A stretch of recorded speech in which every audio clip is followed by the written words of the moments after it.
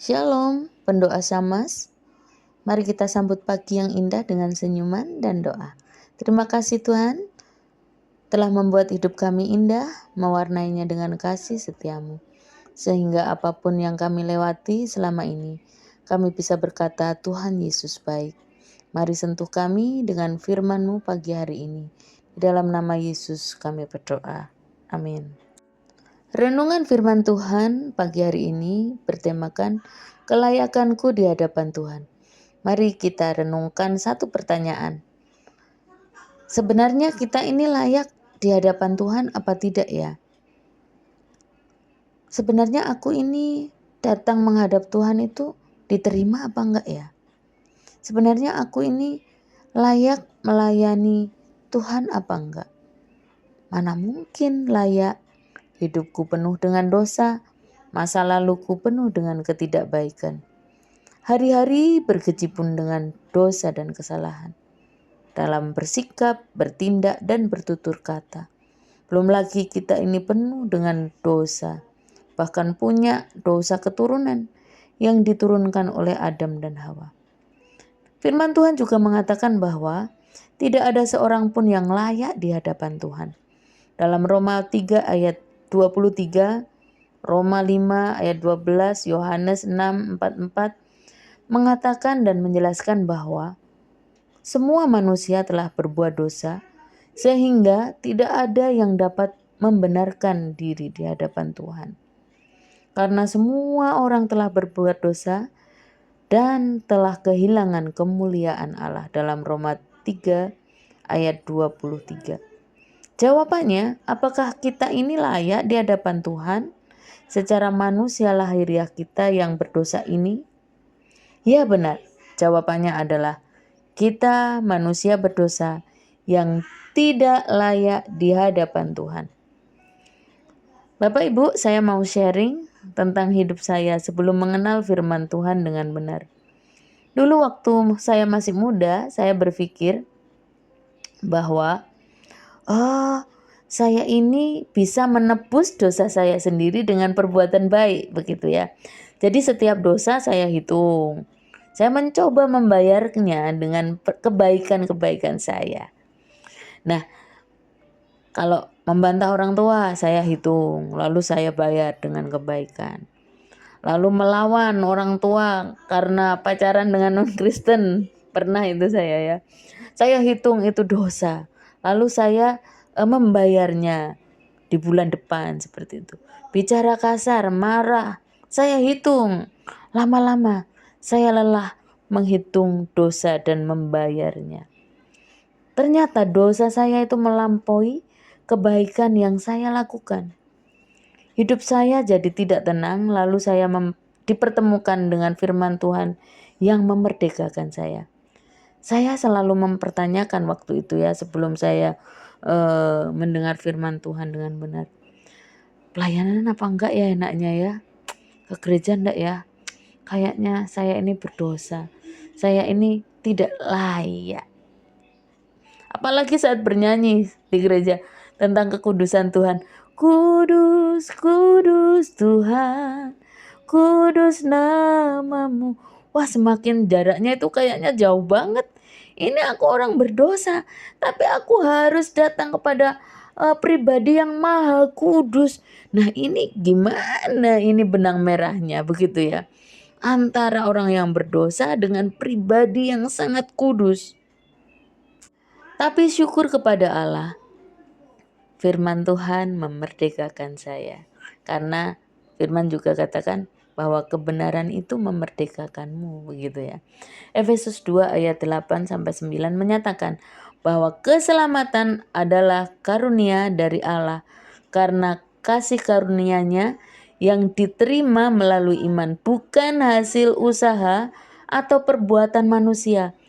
Hal ini menekankan bahwa tidak ada seorang pun yang dapat menyombongkan diri atas keselamatan yang diperolehnya, atas pembenaran yang diberikan Tuhan. Tidak ada yang bisa membanggakan diri karena kebenaran kita ini sebenarnya tidak ada yang layak. Sebenarnya kita ini tidak ada yang layak, tapi dilayakkan oleh Tuhan untuk menghampirinya. Yohanes 6 ayat 44, tidak ada seorang pun yang dapat datang kepadaku, kepada Tuhan, jika ia tidak ditarik oleh Bapa yang mengutus aku. Jadi inisiatifnya bukan dari kita yang berdosa ini. Tetap Tuhan yang berinisiatif mengulurkan tangannya. Kenapa? Kita ini sudah terlalu banyak dosanya. Sampai ketutup, sampai nggak ngerti jalan keluarnya. Sampai nggak tahu terang itu ada di mana. Bapak Ibu yang dikasih Tuhan. Jadi kalau ditanya apakah kamu layak? Nggak layak. Tapi tidak berhenti sampai di situ. Ada pribadi yang melayakkan kita. Harusnya kita berdosa, harusnya kita bersalah, harusnya dihukum, tapi Dia yang dihukum dan membuat kita menjadi layak. Siapa? Dia itu Yesus yang melayakkan hidup kita. Jadi Bapak Ibu, apakah kita pernah merasa tidak layak di hadapan Tuhan? Ya, memang kita tidak layak. Kita akui. Tetapi Tuhan sudah melayakkan kita, menghapus dosa kita dengan darah-Nya yang begitu berkuasa dan kudus. Oleh sebab itu, kita yang tidak layak menjadi dilayakkan. Apakah kita merasa bahwa dosa-dosa kita terlalu besar untuk diampuni? Kuasanya melebihi dosa-dosa yang telah kita lakukan. Darah-Nya yang begitu berkuasa melebihi, sanggup menghapus dosa kita yang terlalu besar mungkin di masa lalu. Bapak Ibu, kelayakan bukan berdasarkan pada perbuatan baik kita, tetapi berdasarkan pada kasih karunia Tuhan yang tertulis dalam Efesus 2 ayat 8 sampai 9. Sesungguhnya kita sendiri tidak bisa layak. Perbuatan baik kita tidak bisa menutupi dosa-dosa kita. Bahkan Tuhan katakan kebaikan manusia itu seperti kain larah, kain kotor. Nah, gimana kain kotor itu bisa menyelamatkan kita sendiri? Kan nggak mungkin. Hanya oleh kasih karunia Tuhan. Oh, kalau gitu kita bisa bebas dong melakukan dosa. Kan kita sudah dilayakkan. Enak, kita bebas melakukan apapun karena Tuhan melayakkan kita. Oh, tentu tidak. Kenapa? Karena Tuhan juga meminta kita untuk hidup kudus, hidup suci dan taat kepadanya. Dalam 1 Petrus 1 ayat 15 ayat sampai 16. Mari Bapak Ibu, kita menyucikan diri dari dosa kita. Dalam 1 Yohanes 3 ayat 3. Kita juga belajar taat kepada Tuhan. Dan kita juga harus tahu bahwa kita itu sebenarnya menerima kasih karunia Tuhan melalui iman kita. Jadi, kalau kita sudah tahu bahwa kita dilayakkan, mari kita menjadi umat yang tahu diri bahwa aku dilayakkan. Aku kembali kepada Tuhan untuk mengucap syukur atas kelayakan yang Tuhan berikan.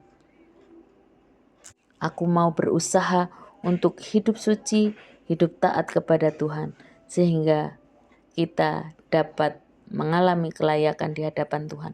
Melayani dengan sungguh-sungguh, mengasihi dengan sungguh-sungguh, mencintai Tuhan dengan sungguh-sungguh. Karena kita sudah merasa dilayakkan oleh Tuhan.